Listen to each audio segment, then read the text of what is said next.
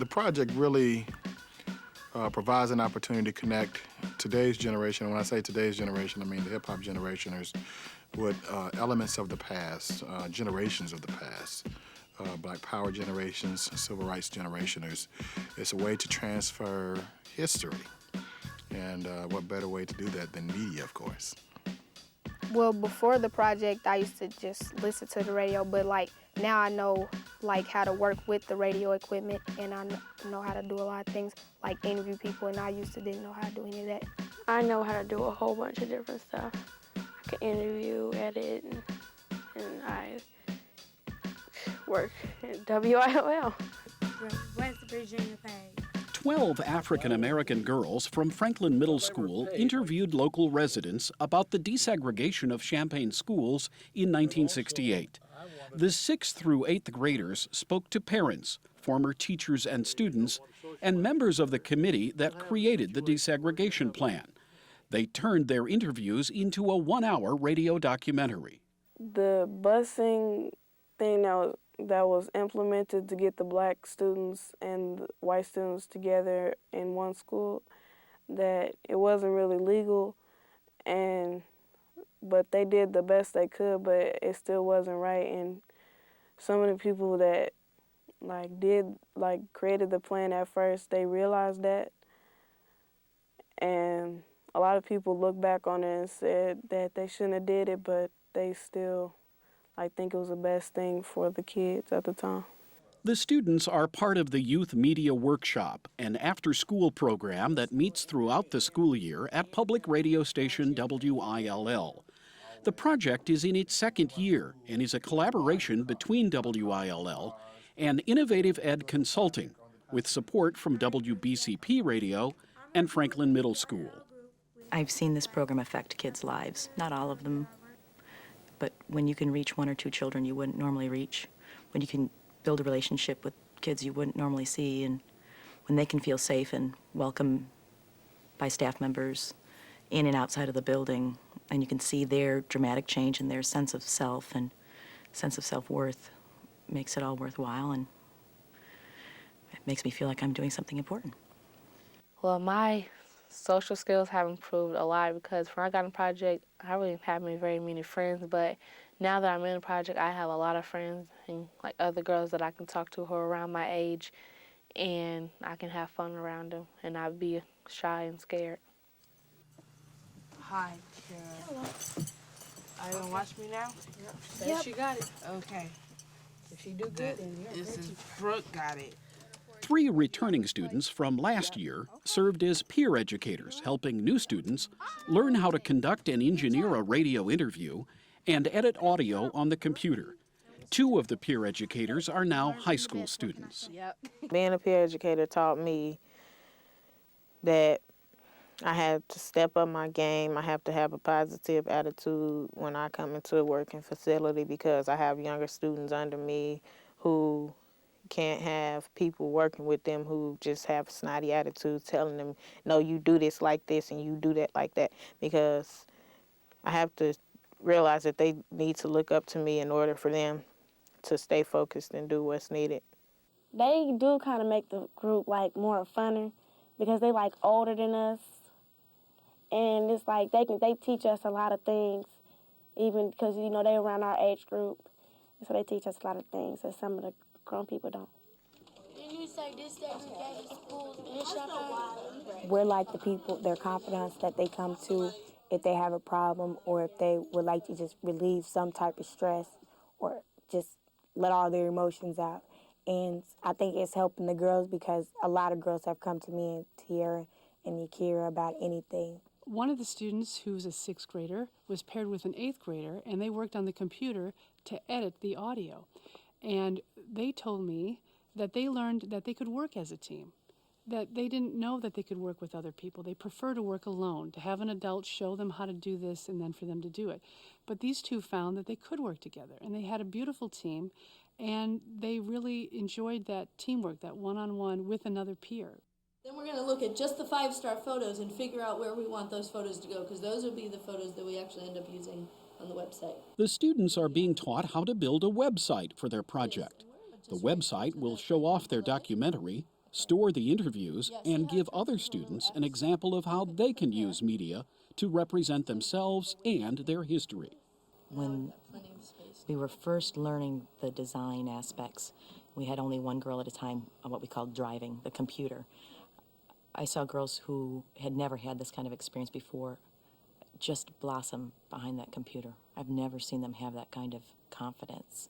And so I actually even brought our principal down to see it one day because it was just so remarkable to see these girls who we see in the office, we know aren't doing well in school. This is at the beginning of the project, and all of a sudden they are doing something very complex. And you see the pride on their face, you see the gleam in their eye, and that was really beautiful. Hello, my name is Brooke Harrison. I'm one of the 7th graders who just entered the Franklin Girls Documentary Project. The students learned how to be advocates for themselves and their project by speaking at school board meetings and sharing their research at monthly lunches with members of the community and university.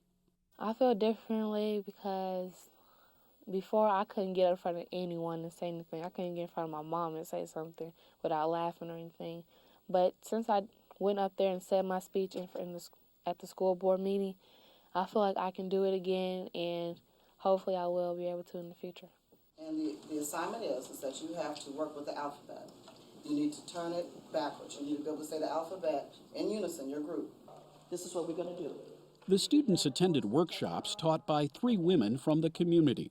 The workshops helped the students develop self-awareness and team-building skills with games and activities. Well, I'm really trying to help them see that this is an opportunity, and an opportunity for them and their future.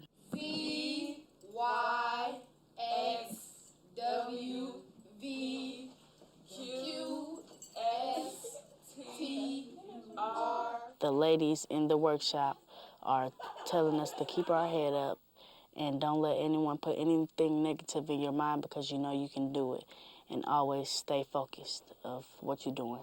And I think it's important for the girls to know that they have the support so they'll continue, on this path of doing good and trying to do good and giving back to the community too, because in essence that's what they're doing. I think for the community too, just the awareness of that there are some students out here, there are some kids, and young adults out here that are trying to do some good things, and we have to get behind them and we have to support them. Now, why were they attempting to attend Central High School? Why did they want to go there? I guess they figured it was a good school and they wanted to go. Or they didn't want blacks and whites to be separated. That's right. I've learned from the black teachers and parents that the kids have interviewed how to interact with black kids, how to show that you care, how to try to connect with them, how to find things beyond what you're trying to teach them that connect with them in ways so that they can know that you care, because there is a race difference. One of the things that happened was I found out a book that one of the kids liked or wanted to read, and so I went and bought that book, and I read it, and then I passed it around to the other girls who wanted it, and so I shared something that they cared about, and we had little discussions, but I think the main thing was that they knew that I cared. Let's read some more about that. Would you, Shaniqua, go ahead and read that second paragraph on page 69? I think the most fun thing for me is just being able to share. I try not to talk too much, but whenever we watch something or we read something and it's very similar to what I went through, or sometimes it seems as though somebody took a page out of my diary or something. I mean, it's just the same kinds of things. I enjoy being able to share that, and I hope that that it's important to them to actually see someone who's gone through a lot of the things that they're researching and thinking about. The most important thing I did learn was not to judge people before you talk to them. I learned that you should always try something out and not let other people fool your head up and say, that's going to be boring. You can come hang out with me after school. You just try your best and just go back and tell them you were wrong, or next time you should see for yourself how it is. The biggest change to me is my grades. It's like when I first went to school, my grades weren't really good, but Now I made honor roll like 3 quarters in a row. For the most part, my attitude about education, like, I think, well, some of the math stuff is hard, so I get, like, frustrated because I can't figure it out. But, you know, when I think back to all the black people that got bused from one school to another, what they had to go through, and then they still, like, they got good grades in school. And so I think that since they worked so hard, then I can work hard too and get my education. Because a lot of people that I've been around, they have bad attitudes, so it reflected off on me, and I had bad attitudes, and it wasn't really good for me. But since the project, I have a good attitude now towards other people. It made me change how the way I act because I seen how the black people struggled back then and now how we take that as granted or whatever and just play around with school and that people died like trying to get to go to school. So I think I changed. Too often today, many of those media images are negative.